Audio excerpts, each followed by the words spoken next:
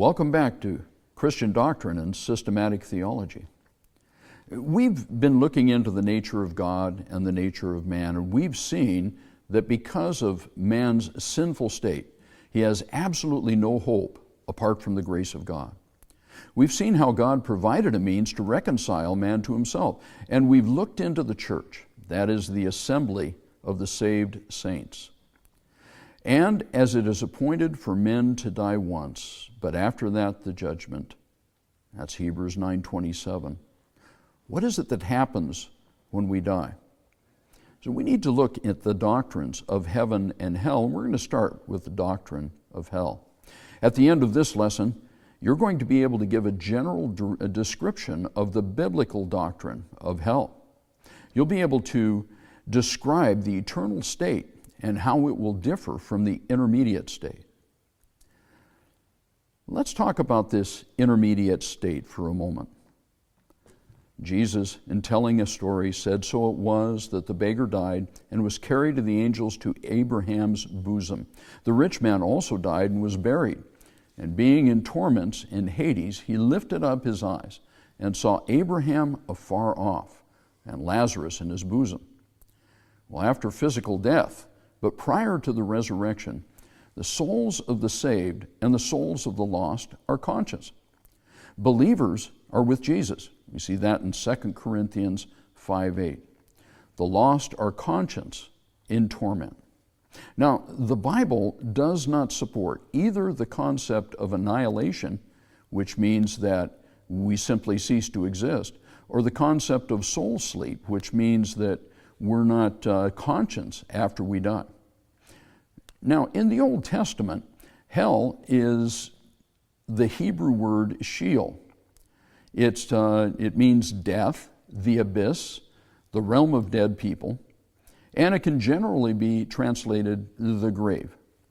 Now, the concept is not well developed in the Old Testament, but is generally used as the place of the dead. We see it in Psalm 6:5, or as a final resting place, as in Job 21:13.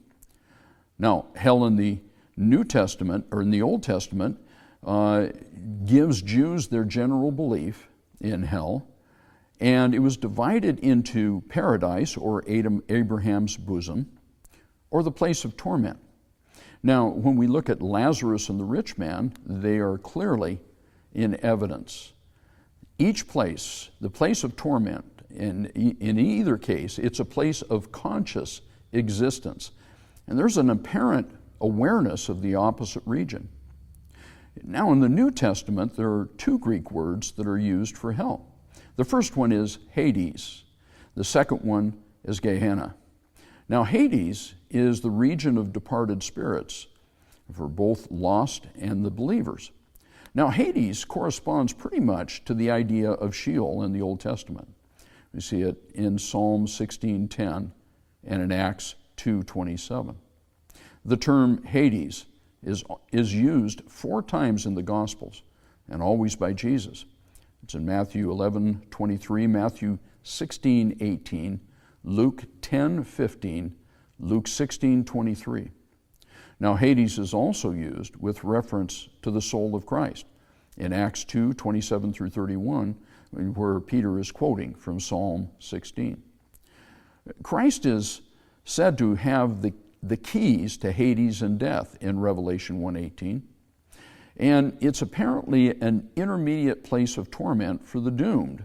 We see that in Revelation 20:13, before being cast into the lake of fire after the great white throne judgment.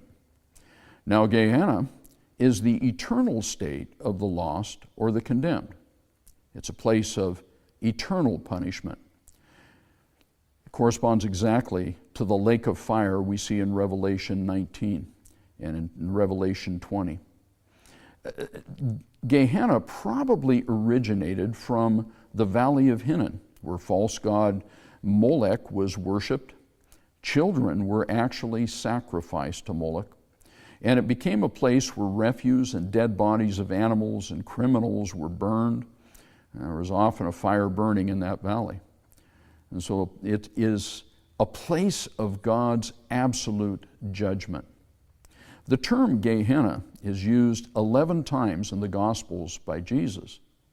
Matthew 5:22, Matthew 5:29, Matthew 5:30, Matthew 23:33, Mark 9:43, Matthew 10:28, Matthew 18:9, Matthew 23:15, Mark 9:45, Mark 9:47, and Luke 12:5. Then he will also say to those on the left hand, "Depart from me, you cursed, into everlasting fire prepared for the devil and his angels." Everlasting is the same as the word used for everlasting life in John 5:24, and for everlasting Father in Romans 16:26. The lesson is this: there is no escape from Gehenna. There is no escape from eternal hell. And angels who sin are cast into Gehenna.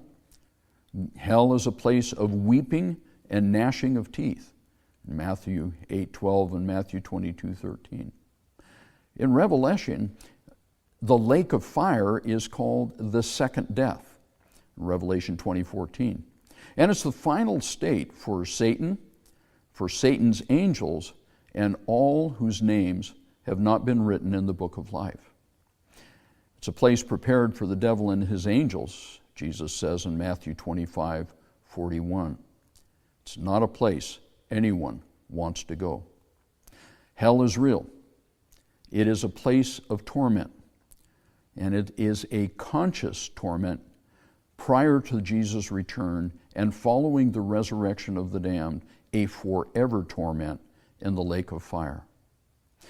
Now, before we move on to the doctrine of heaven, you should spend some time discussing why so many avoid the doctrine of hell, despite the fact that Jesus spent so much time teaching it.